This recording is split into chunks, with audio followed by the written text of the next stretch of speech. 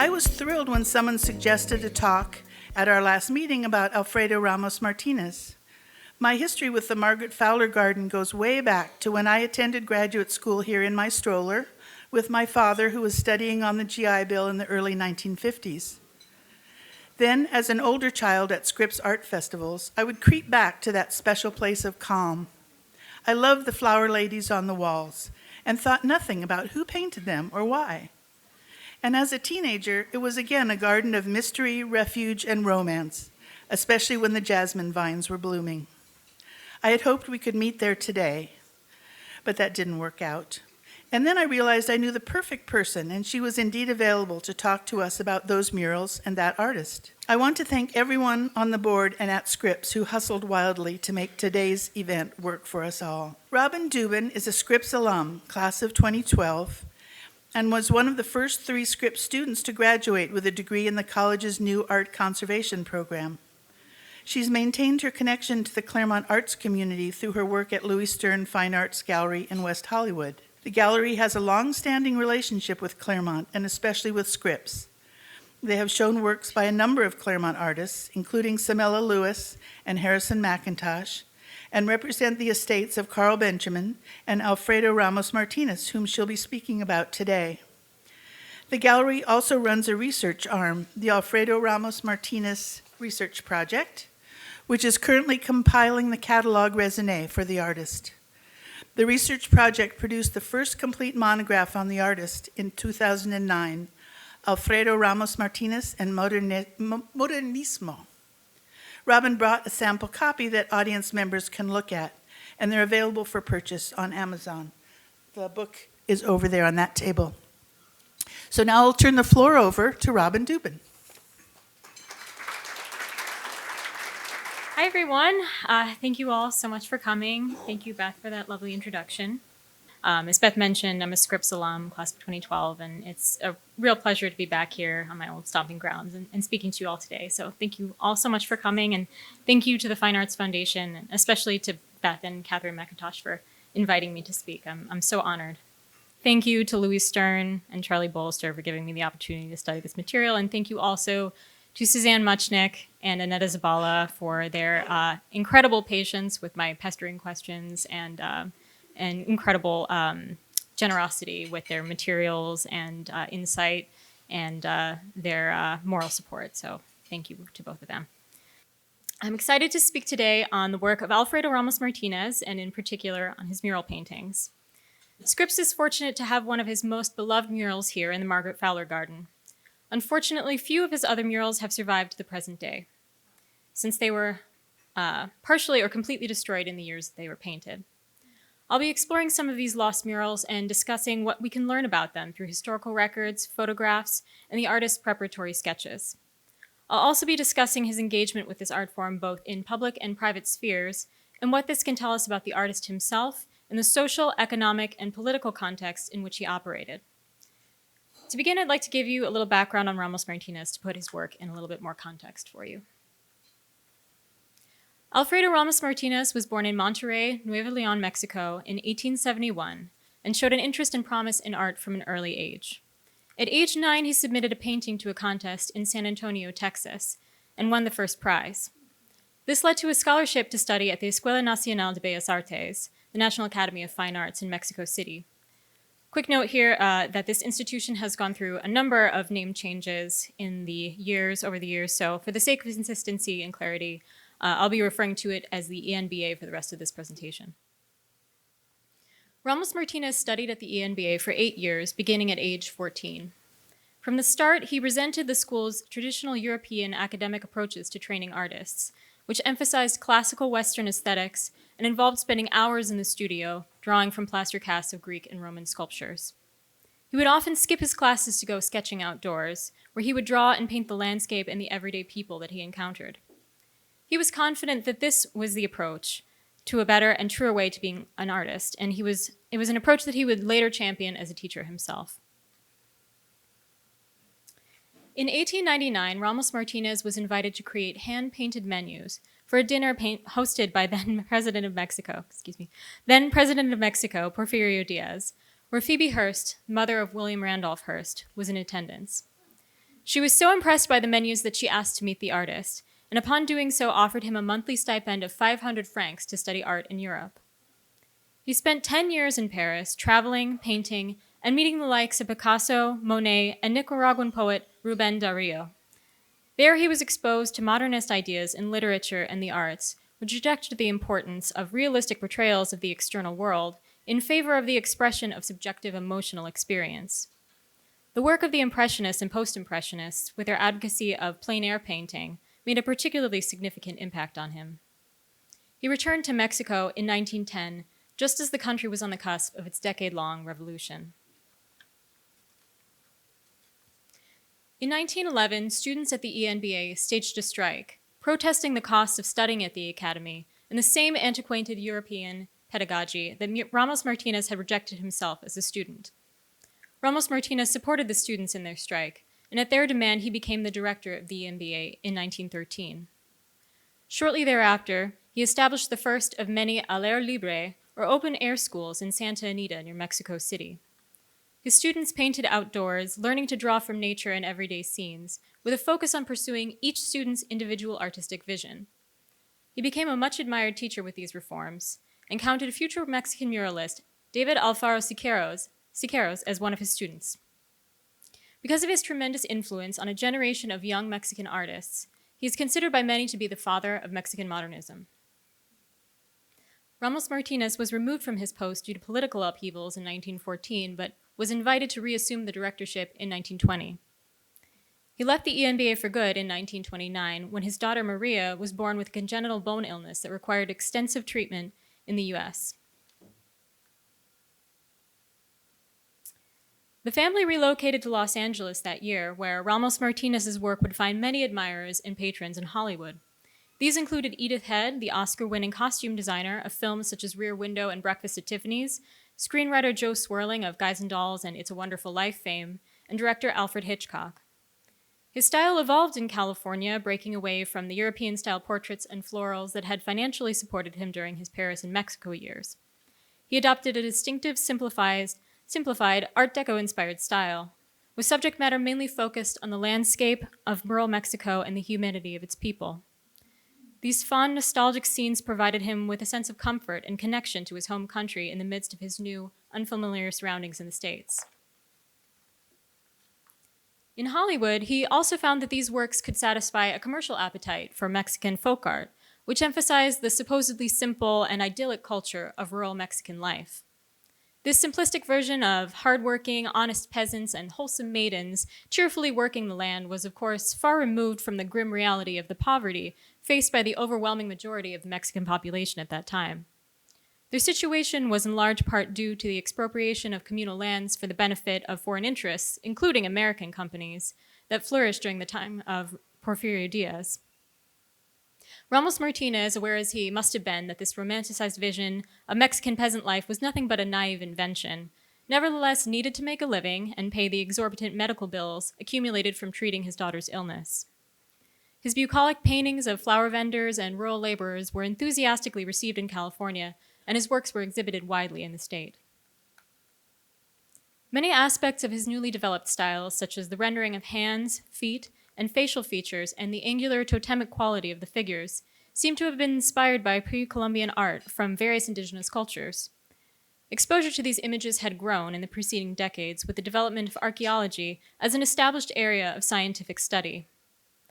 Excavations of major Mesoamerican sites and the evidence of the complex and advanced pre-Columbian societies that were found there were well publicized as they bolstered the Mexican government's increasing desire to glorify the country's indigenous past and connect it to its present. In addition to the paintings and drawings for which he was acclaimed, Ramos Martinez was commissioned to paint a number of murals across California and Mexico from 1929 until his death in 1946.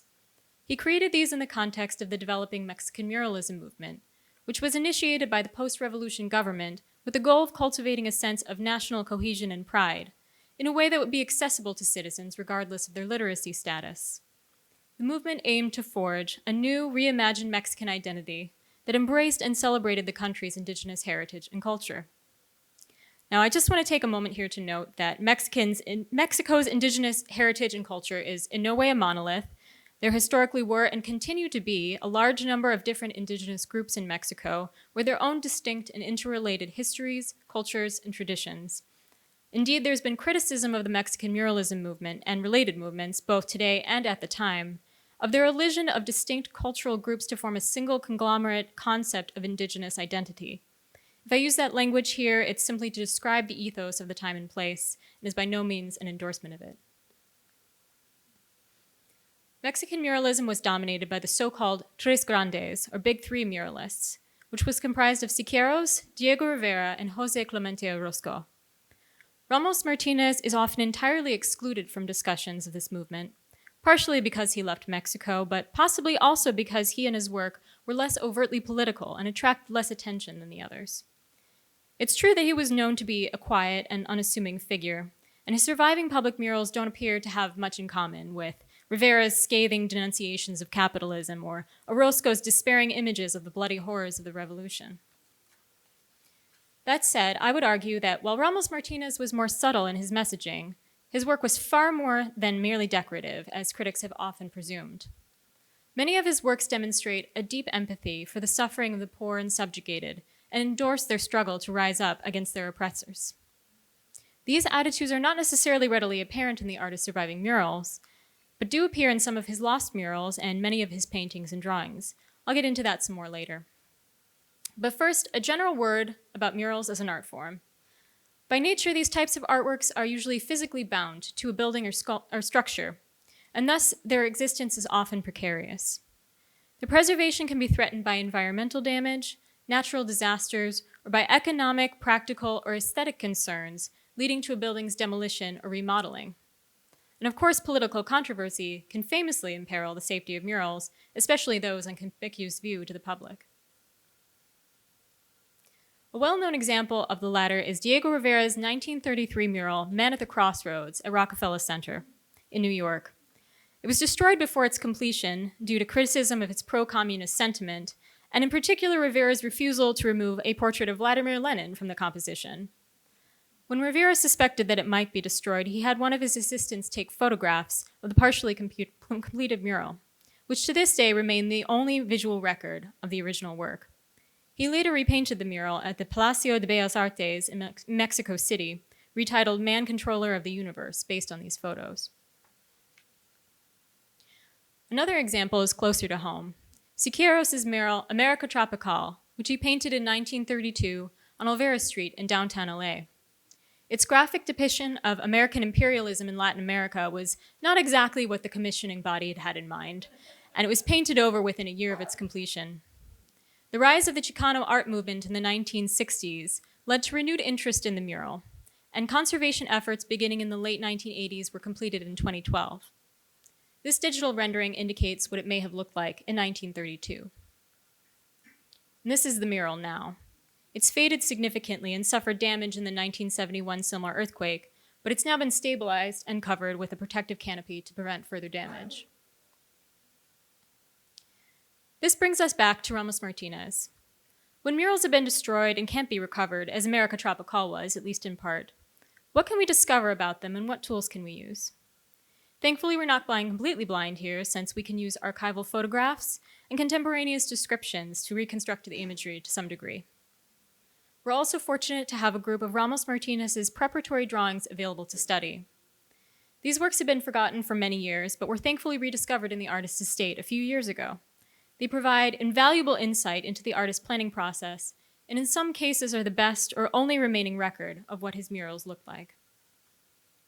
To give a brief example, these studies offer us a glimpse at Ramos Martinez's 1936 mural for the private chapel at the Chapman Park Hotel in Los Angeles, which was demolished in 1967. We can see from the studies and archival photograph here that his plans for the mural evolved, with its final version depicting the Annunciation. The architecture of the space is carefully considered and integrated into the composition. The curve of the ceiling imitates the heavens, and the light from the window anoints the moment with a holy glow. We know from this study, corroborated by text from a promotional pamphlet from the hotel, that the ceiling is painted on the deep blue color associated with the Virgin Mary. Before we investigate some of the other lost murals, let's have a look at one that still exists.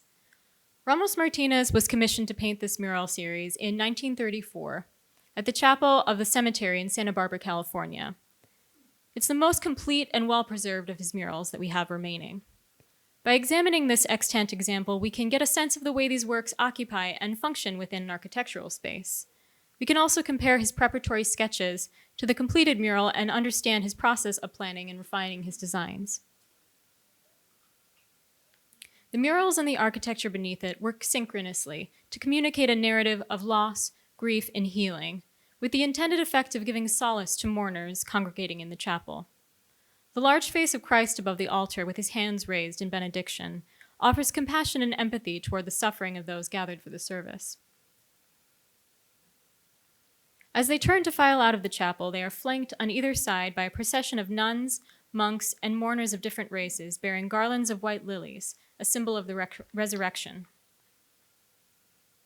Partway to the exit, they are faced with a central panel depicting a huddle of mourners, which the artist had titled Suffering Humanity. Above the door, the risen Christ spreads his arms wide, offering hope for salvation and healing as the mourners exit. The exaggerated length of his arms expands this gesture into an all-encompassing embrace, emphasized by the curve of the wall. These studies demonstrate how Ramos Martinez considered the architecture of the chapel and incorporated it into the composition, weaving the imagery around the windows to integrate the murals with the building in a natural fashion. The repeating elements of architectonic figures and flower garland create a unified background structure punctuated by small gestural disruptions to prevent the composition from becoming too rigid or static. Ramos Martinez was a devout Catholic, and while Catholic iconography certainly features heavily in this design, there is some evidence that he may have adjusted his initial plans for the mural to somewhat downplay this imagery.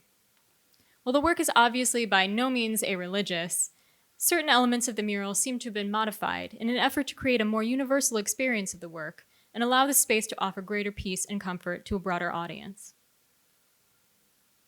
This drawing, labeled Detail of Fresco in Santa Barbara Chapel on the verso, shows a procession of nuns similar to the ones in the finished mural.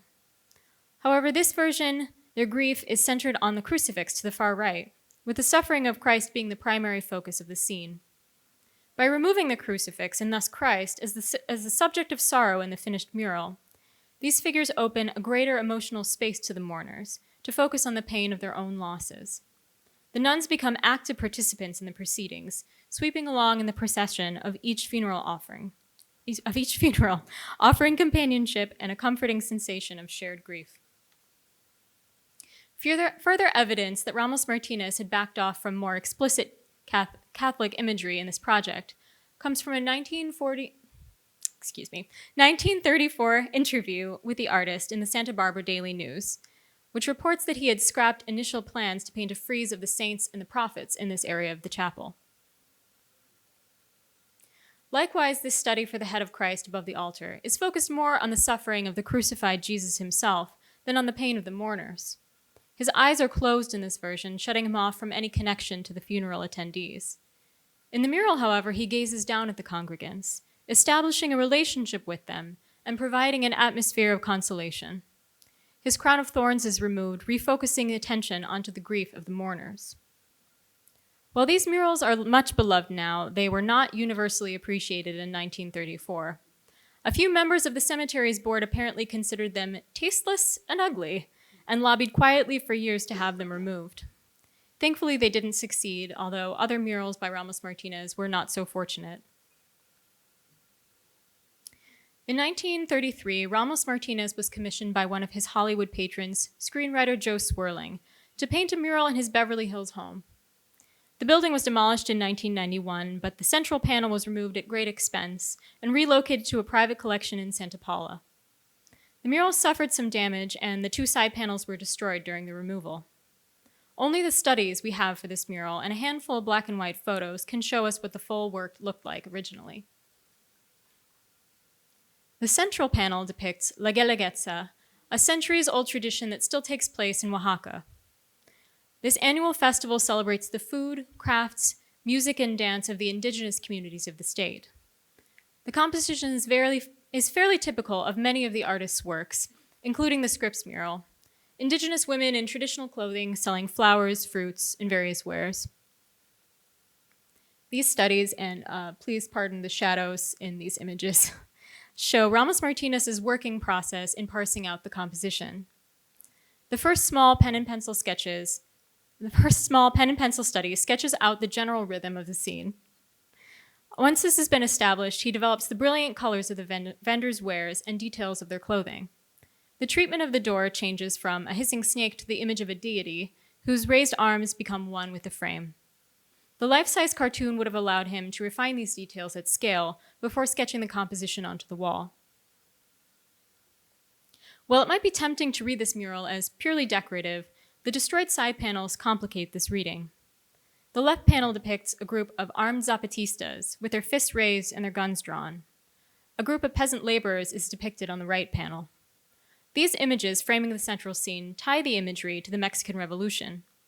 That conflict was motivated by outrage against colonialist land theft and the continuing subjugation of indigenous people and destruction of their culture. These issues were probably front of mind for Ramos Martinez, whose former student Siqueiros had plainly addressed them just a year ago in his mural America Tropical. Without these archival images in this study, which is the best remaining record of the imagery in the far right panel, this mural would read very differently. For example, the miner at the top right, who's barely visible in the photograph, can be clearly seen in the study. This figure is symbolically important to the scene as an emblem of the exploitation and land theft that sparked the revolution. Mining was a primary engine of the Mexican economy and had become heavily dominated by foreign interests during the regime of Porfirio Diaz, leading to a significant expropriation of communal lands. In 1906, miners who worked for the American-owned Cananea Copper Company went on strike, protesting low wages and unsafe working conditions. The strike was brutally suppressed and 19 of the striking workers were killed. The event became a key motivator in the unrest that would lead to the revolution 4 years later. Interestingly enough, this mine, now owned by the mining and rail conglomerate Grupo Mexico, still continues to be the site of strikes, protesting abuse and low wages, some of which have turned violent as recently as 2007.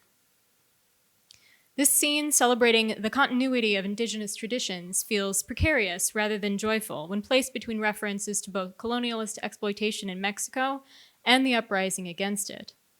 The viewer can't help but be reminded of the history of colonialism in the country and its continued corrosion of indigenous life and culture.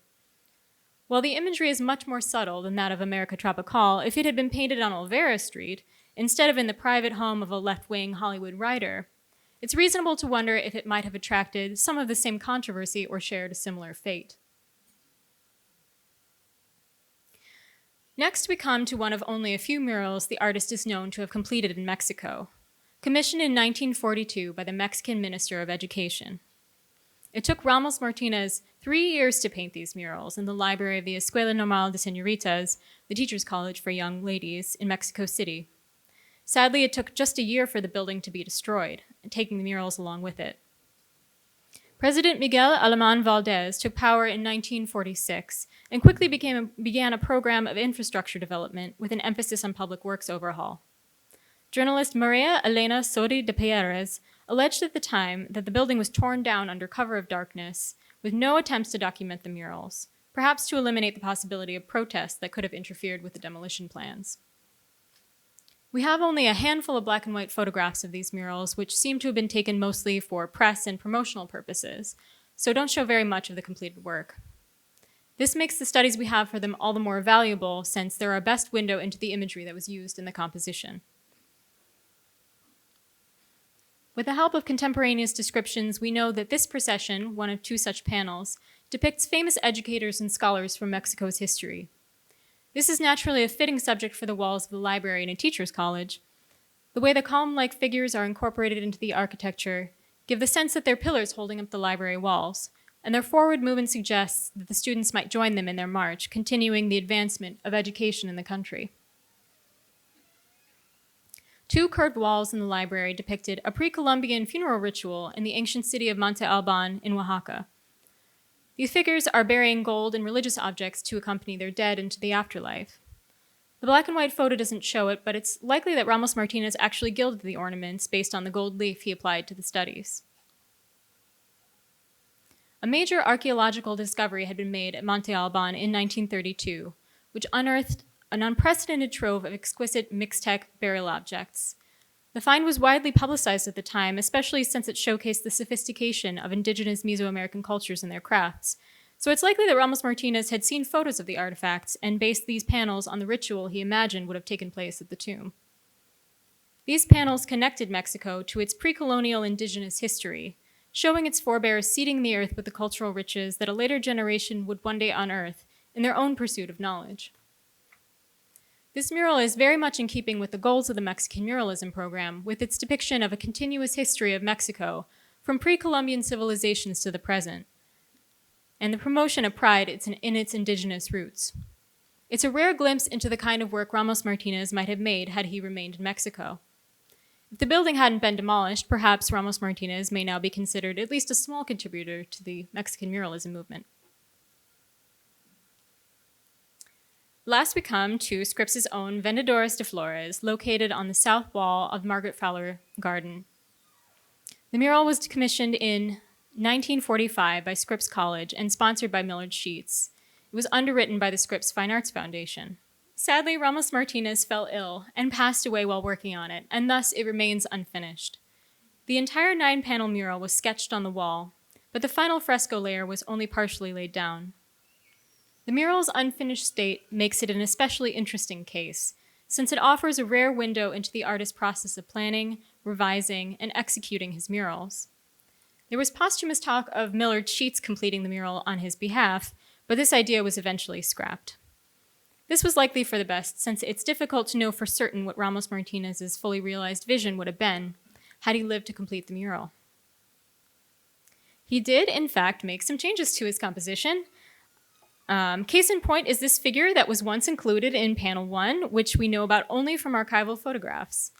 He decided at some point to cover her over with aloe leaves, possibly to create better compositional symmetry with the mural as a whole. You can still faintly see the shadow of her outline in the leaves if you know where to look. This study for the woman in panel 6 shows what may have been closer to the artist's vision of this figure than the in-progress version that remains today. It's impossible to say for sure if he intended to refine her face further, but there is one thing I can say with some certainty he didn't paint. Her eyelashes, which you can see in this photo from 2009. I have not been able to determine exactly when they appeared, but it's clear they were not present in these images from 1946 or in this undated photo of the class of 1958 from years later. It's apparent that Ramos Martinez did not paint these himself, and in fact, to my knowledge, he never painted eyelashes on any of his figures. I'm not sure where they came from, but they were clearly a later addition and not the artist's intent. My guess is a student.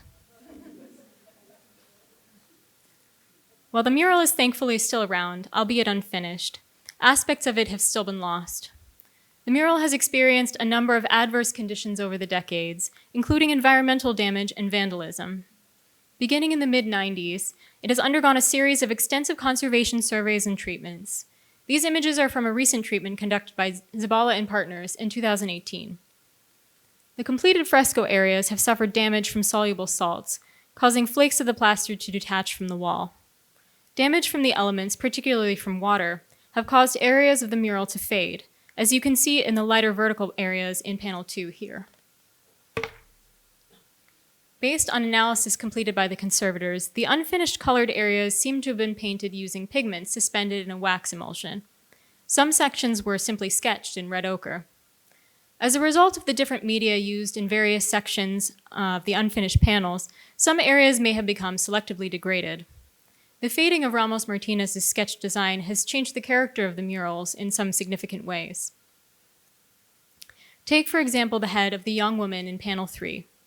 She's explicitly indigenous, wearing a headdress traditionally worn by Zapotec women in the town of Yalala in Oaxaca. She bears the same strong, stylized features which the artist used to signify indigenous people in his other artworks. Time and weathering have washed out some of these features. As you can see from these photographs, the contours of her face have been softened, and her robust brow is all but gone. This dilution of the figure's features impacts the meaning of the mural, which is a celebration of the strength, resilience, and beauty of indigenous Mexican women. She's not a passive figure to be commodified or seen as a curiosity. Rather, her monumental size and steady forward gaze command respect and reverence. The mural was painted in the context of a women's college in the United States, a country which bears its own brutal history of racism, colonialism, and atrocities against Native populations.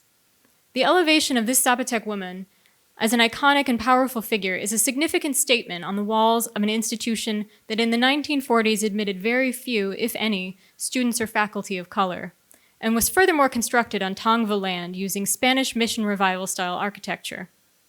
She represents a reclamation of indigenous humanity in a time and place that more often than not sought to dehumanize people like her. The true character and impact of this mural can only fully be understood when we examine what parts of it have been lost. I hope these examples have demonstrated that while he may not have been a controversial figure like Rivera or Siqueiros, Ramos Martinez was far from a simple decorative painter, but was actively thinking about and engaging with the issues of his time and portrayed them in his work. I'd like to show you one more example which I hope will provide even clearer evidence of this. These studies likely represent ideas for a mural the artist never executed. Architectural features such as the door and the curve of the ceiling, as well as what seem to be notes about how the composition should be placed within the architecture, indicate that these were envisioned as workable sketches for murals, even though they never came to pass as far as we know. Ramos Martinez's wife, Maria, reported that he would sometimes spend 2 to 3 hours in the evenings sketching out mural ideas. We have records showing that he sometimes did exhibit them, but most would never be realized as executed murals. These studies have been lost in their own way, tucked away and forgotten for many years until just recently. In these images, construction workers toil in dangerous conditions to erect a skyscraper. The dynamic rhythm of their labor identifies them as the source of the life and energy of the city they're building, and their bodies literally hold up the structure, indicating their integral role in its creation. This contrasts with the foppish gaggle of wealthy men in monocles and bow ties, sipping tiny aperitifs and smoking cigars in the high-rise built on the backs of the workers, who enjoy none of these pleasures. These figures are rendered in a completely different style from Ramos Martinez's typical manner, with a cartoonish appearance that borders on caricature.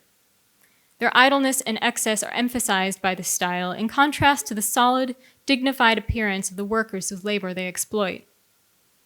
In the study on the right, the wealthy businessman and the worker stand in opposition against a jumbled background representing the trappings of industrialization: roads, trains, metropolises, and what appear to be airships. The numerous figures laboring on the scaffoldings above subtly imply the collective power of the working class. These compositions are quite unusual for Ramos Martinez's body of work, and entirely different from his known executed murals. He painted rural scenes almost exclusively once he moved to California, and the theme of capitalist exploitation of the working class is uncharacteristically explicit here. Both compositionally and thematically, it's impossible not to be reminded of Diego Rivera's famously pro-communist murals, such as the Detroit Industry murals at the Detroit Institute of Arts. Rivera and Ramos Martinez were contemporaries and certainly knew each other, and Rivera was frequently in the American news for controversial political opinions that he extolled in his artwork. These studies may represent Ramos Martinez's explorations of some of the same concepts.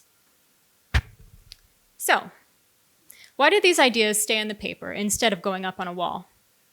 There are a multitude of reasons why a public mural with this subject matter may never have come to fruition. First, Ramos Martinez was somewhat pigeonholed by his reputation as a painter of idyllic, rural, and poignant religious scenes. Any commissions that came his way probably would have been with the understanding that this was the type of imagery that they could expect. It's also likely that he was hesitant to stray too far into overtly political territory or modify any agreed-upon imagery for commission, as he'd witnessed his former student Siqueiros deported from the US in part for doing just that with his mural America Tropical. It's certain that he was also painfully aware of the federal, state, and local programs which were responsible for deporting over 1 million Mexican and Mexican-American people from the US during the 1930s. Ramos Martinez was the primary earner for his family, which included a sick child who needed regular and extremely expensive medical care. Especially in the midst of the Great Depression, it's probable that he could not afford any loss of income or paying work that could affect his ability to access or pay for medical care for his daughter. These realities likely had an outsized impact on the types of public art commissions he was offered or prepared to accept. That said, Ramos Martinez certainly didn't shy away from difficult or controversial subjects in his less public works. A series of drawings created during World War II demonstrates his anguish at the needless suffering and barbarity of that conflict. Having lived in Mexico during the Revolution, as well as during the Cristero War the following decade, he connects the brutal violence of those events with those of the present. Grieving mothers weep for their lost loved ones, torture victims hang with their feet and ankles bound, and a woman cradles a dying man in a tableau reminiscent of the Pieta. Ramos Martinez was known to be a pacifist who abhorred violence, and his despair in these works is profound and palpable. A number of Ramos Martinez's drawings from the early 1930s, around the time of Siqueiros' visit to LA, contain imagery of the working class organizing and rising up against exploitation and tyranny. He painted and drew often on newsprint, in part because it was cheap and abundant, and because he appreciated its visual and working qualities.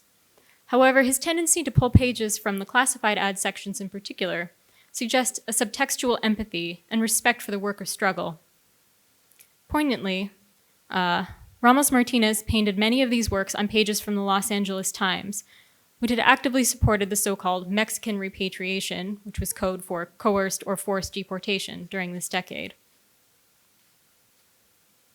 Ramos Martinez has for many years been regarded by critics as a largely decorative artist, a painter of pretty ladies and flowers who was disengaged from political concerns in his life and work, in contrast to the confrontational, incendiary works of Rivera, Siqueiros, and Orozco. However, we must consider that living in Los Angeles in the 1930s and 40s, a time and place that was particularly hostile to people of Mexican descent, and with a vulnerable family member to care for in the midst of a major economic crisis, the threats of deportation or loss of income were high stakes and very real for Ramos Martinez. These economic, practical, and political considerations surely played a factor in the type of imagery and subject matter he felt safe to explore in an explicit manner, particularly on the public stage in his mural commissions. In order to uncover a fuller picture of Ramos Martinez as an artist and individual, we need to reevaluate the artworks he produced for public and commercial consumption in the context of his full body of work, as well as his personal circumstances. In these small, personal drawings, which could be selectively shown, he was able to explore complex topics and express his most intimate emotions with little fear of potential repercussions. His full-scale sketches for murals such as these, which we've only recently been able to study, allowed him to imagine these ideas on a monumental scale, even if his circumstances and understandable caution meant that the images would never leave the paper. These works afford us new insight into Ramos Martinez's thoughts and opinions on the political and social issues of his day. Without them, works like La Guelaguetza and Vendedoras de Flores might appear merely frivolous and decorative, rather than quietly subversive. With their added context, we're able to perceive his subtle messaging as long as we know how and where to find it. And that is all I have for you. So if anyone has any questions.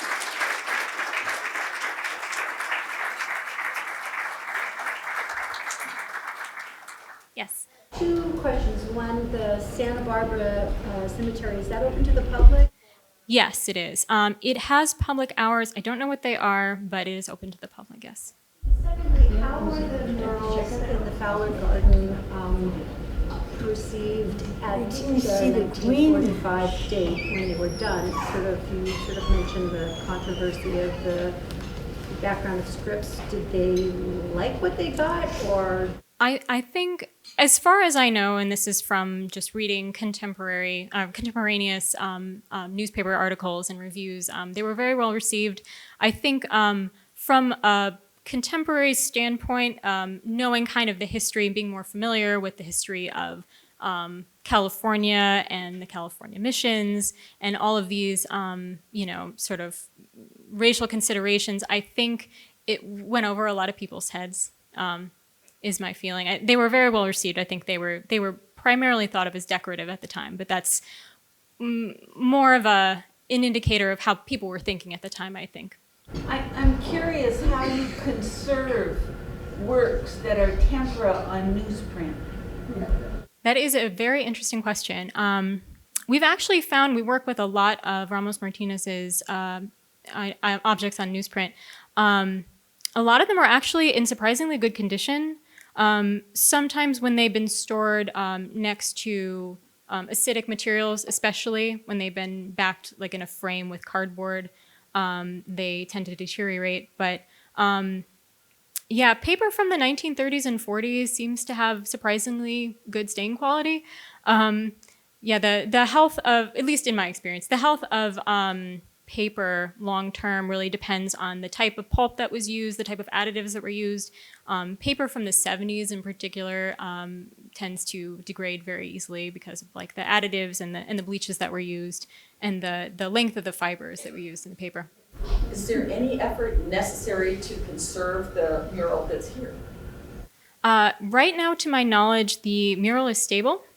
I think it requires regular cleaning and sweeping away of spider webs and birds' nests and things like that. It just needs kind of constant monitoring because the encroachment of soluble salts can cause physical damage to the murals, as we saw in the presentation. Basically, what happens there is that the salty water is drawn up through the pores of a porous, rigid material like concrete. And when in conditions like the heat and relative humidity cause the water to evaporate, the salts will recrystallize and sort of force the material outward. So the increase in volume from the recrystallized salts will cause flaking of the fresco or breakdown of the substrate beneath. Is there ever an effort to take some of these historic murals and return them to what they may have looked like when the artist actually created it? Or is that kind of a conservatory hot potato that people negotiate and there's no clear consensus in that kind of restoration? That is a very interesting question, and it also gets to sort of the philosophical differences in the conservation field between American and European conservators. European conservators, in my experience, tend to be a little bit more on the restoration side and more interested in restoring things to what they once looked like or the imagination of what they once looked like. And American conservators tend to be a little bit more conservative. So actually, America Tropical, the Siqueiros mural, the Getty Conservation Institute was responsible for that work.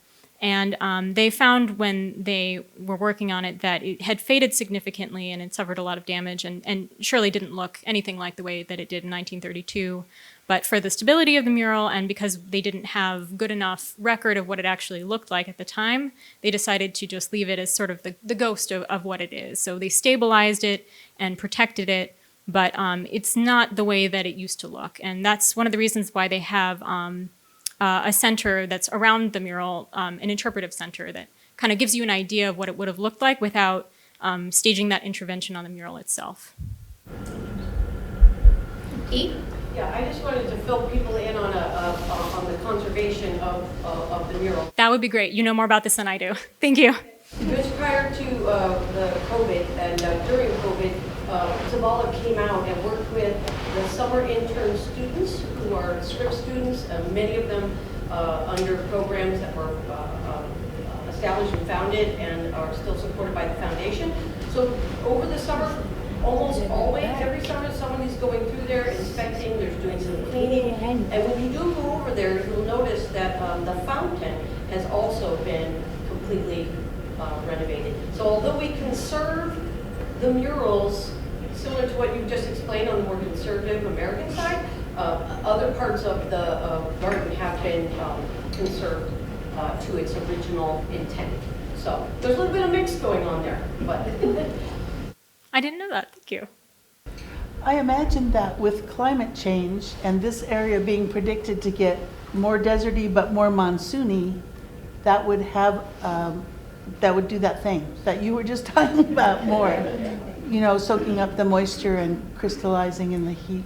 It's interesting how much both climate change and human activity have caused things that have been around for millennia even to degrade just in the last century. It's a big problem in Egypt with a lot of their stone monuments, with redirection of water sources and salination of the groundwater around those archaeological sites. There's a lot of damage from soluble salts in some of the archaeological sites in Egypt as a result of human activity. What can you tell us about the involvement of his wife in his work I or his death? could give an entire presentation about Maria. She was an extraordinary woman. She was such a huge supporter of Ramos Martinez in his lifetime. And after he passed away, she actually learned screen printing, which at that time was a relatively new printing technology, at least for fine arts. And she made these really incredible, intricate screen prints of his artworks with as many as sometimes like over 60 different screens to recreate the various tonalities in his work. And she sold them in part to promote his work and also to support herself after the passing of her husband, who was the primary earner. And she's really extraordinary. She was actually the person who taught Sister Mary Corita Kent screen printing, at least according to some records. So she was really, really incredible. I could talk about her forever. Hello. Hi. You said that some of the larger, the blow-up drawings of his intended murals, that they had been lost and then they were found. Where are those located now? And is it possible to see them? So right now they're under our protection at the gallery at Louis Stern Fine Arts. They were just in the home of the surviving family member, and they were rolled up, and he didn't know what they were. And we just happened to discover them, and we had this really amazing, it was about a week or so where we unrolled them and saw them for the first time in probably decades anyone had seen them. And I really wish that I could have expressed to you in this relatively small screen how huge and impactful, like they took my breath away when I saw them in person. So they're safely at the gallery. We can do some viewings with them. We've conserved some of them. Unfortunately, they're very delicate, and the fact that they're rolled makes them very difficult to unroll safely because they're very large and delicate and brittle. So when you unroll them, every time you do that, it's there's a little bit of danger that they'll tear or in some way suffer damage. So we try to keep them rolled up as much as possible just for their protection.